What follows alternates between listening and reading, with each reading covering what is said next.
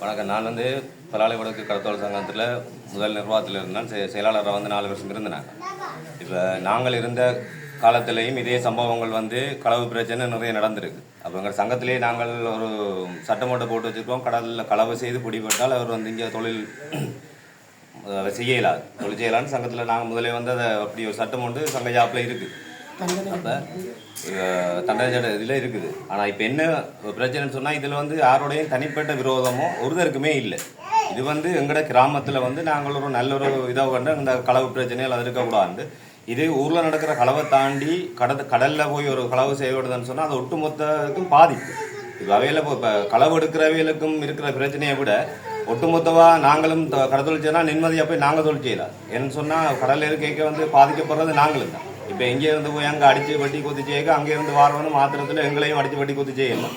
அப்போ இதால் தான் ஒட்டுமொத்த கிராம மக்களும் ஒரு முடிவு எடுத்து இன்றைக்கு இந்த அவசர கூட்டம் கூடினது காரணமும் இந்த இப்போ அப்படியான பிரச்சனையிலேருந்து இதுக்கு ஊர் மக்களாக சேர்ந்து ஒரு முடிவு ஒன்று எடுக்கணும்ன்றாக்க தான் இன்றைக்கு போலீஸையும் கூப்பிட்டு நாங்கள் அதுக்கான முடிவு எடுத்திருக்கிறோம். மற்றபடி இப்போ நீங்கள் சமூக ஊடகங்களில் நிறைய போட்டிருக்கணும். அதில் எந்த உண்மைத்தன்மையும் இல்லை.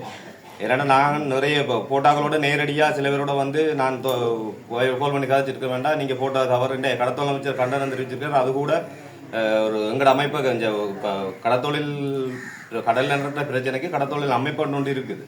அப்போ இப்போ நியூஸ் போடுறாக்கள் அதை அதில் இருக்கிற பிரச்சனையில் கேட்கலாம். இப்போ நீங்கள் அணுகினா தான் அதுக்குரிய தகவல் உங்களுக்கு உண்மையான தகவல் கிடைக்கும்.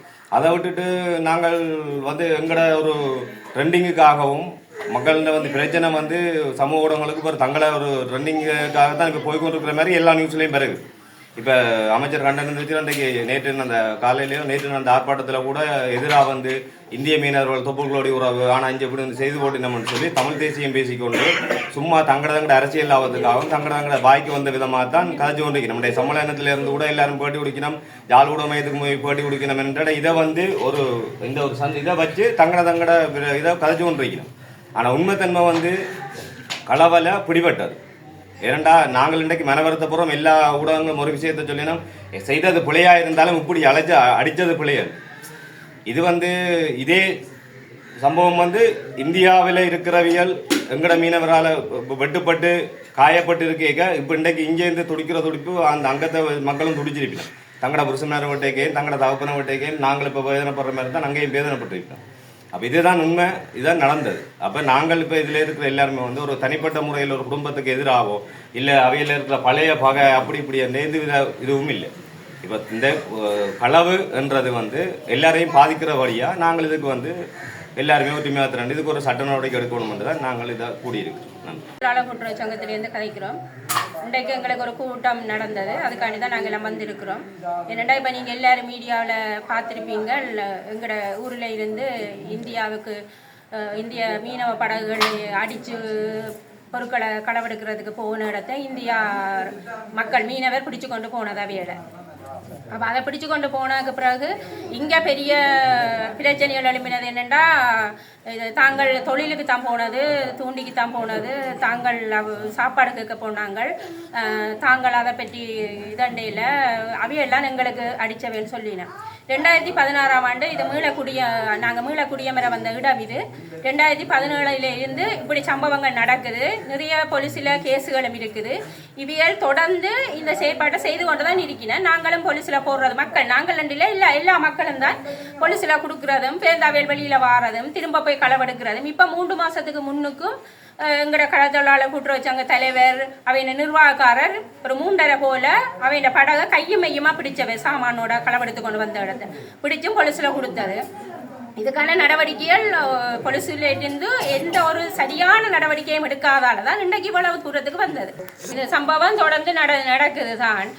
அப்போ எங்கட சங்க தலைவர் போய் பிடிச்ச போலீஸில் கொடுத்தும் நடவடிக்கை ஒன்றும் எடுக்கல. இப்போ அவே தூண்டிக்கு போகணுன்னு சொன்னது, ஆனால் கடற்கரையில் வந்த போட்டியில் தூண்டிப்பட்டியும் இல்லை, ஒன்றும் இல்லை. அது ப்ரூவா எல்லாருக்குமே தெரியும். எங்கட எல்லாரையும் நீங்கள் கேட்டால் தெரியும். மக்கள் இப்போ மக்கள் சார்பாக நான் கதைக்கிறேன்ன்றதுக்காக நான் சொல்லல, எங்களுக்கு தனிப்பட்ட ரீதியில் அவங்க குடும்பத்தில் பிரச்சனையும் இல்லை. ஒரு உறவு இன்றைக்கு எல்லாரும் உறவுகள்லாம், நாங்கள் எல்லாரும் உறவு தான், அவைகளுக்கும் உறவு தான். இன்றைக்கு எல்லாரும் அவையில் ஒதுக்கி வச்சிருக்கணும்டா என்னன்னு நீங்களே சிந்திச்சு பாருங்க. ஆகவே இது திட்டமிட்டு மக்கள் அவையில் ஒதுக்கி வைக்கணுமன்றதுக்காகவோ அவங்க தனிப்பட்ட பகையிலையோ ஒரு ஒன்றும் செய்யலை. ஏன்னா இவை செய்கிறத ஊர் மக்களாக முடியாமல் கிடக்கு. இந்தியனையும் கலவ போகுதா, இங்கேயும் கலவ போகுதா?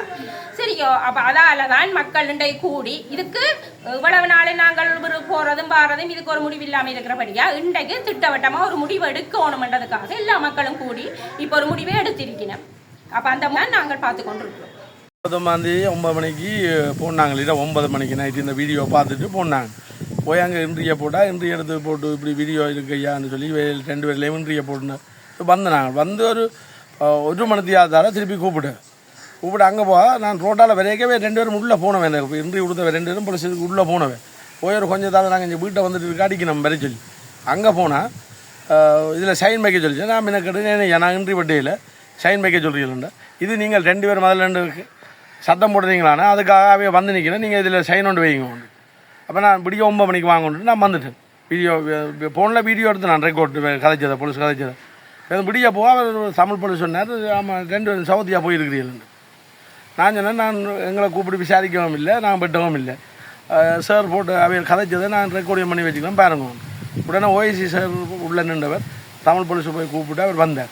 வந்து நீ என் வீடியோ போட்டேன்னா அவர் கேட்டார். அவர் சொன்னால் நான் அவ வந்தவன் நான் போட்டுறேன், நான் போடையில அவள் வந்த இடத்துல போட்டுனான், நீ கதைக்காமல் போட்டு வருவோன்னா அவள் கேட்டுச்சான். நீ சங்கல வேலை பார்க்கணுன்னா பார், உன்னை வந்து அங்கத்தையும் இந்தியா வந்து வழக்கு போடுது உனக்கு, நீ இதை கேட்குறாக்கு நீ என்ன புருவா. அப்போ தான் 16ஆம் தேதிக்கு நாங்கள் ஒரு கேஸ் பிடிச்சி கொடுத்துறாங்க. அப்போ நாங்கள் கேட்டு அந்த கேஸ் பிடிச்சா இங்கே அந்த கேஸ் அந்த உபகரணம் கொண்டு வந்த பலையன்று சொல்கிறீங்களா எங்கேயாது போலீஸில் ஒப்படைச்சிங்களா இல்லை? அதுக்கு பிறகு சொன்னார், நீங்கள் போங்கோ, ஓய்சி தந்து விட்டார் நம்பரை, நீங்கள் போங்கோ, இனி ஒரு பிரச்சனை வந்தால் எங்கிட்ட வாங்குவோம். அப்போ நான் சொன்னேன், சார் இப்போ இந்த வீடியோவுக்கு என்ன செய்கிறது, வீடியோ விட்டுருக்கணும், அதை அவர் அழிப்பார், நீ அதை அழிச்சு விடணும், உடனே அவரை கூப்பிட்டு நீ அழிக்கணுமெண்டு பேருந்து. அவர் என்ன சொன்னார் என்றால், இப்போ எங்களோட தம்பி போன இடத்துல ஏதோ கதைச்சிருக்கா, நீ கூட்டத்துக்கு வரக்கூடாது, இந்த தலைவர் நீ கூட்டத்துக்கு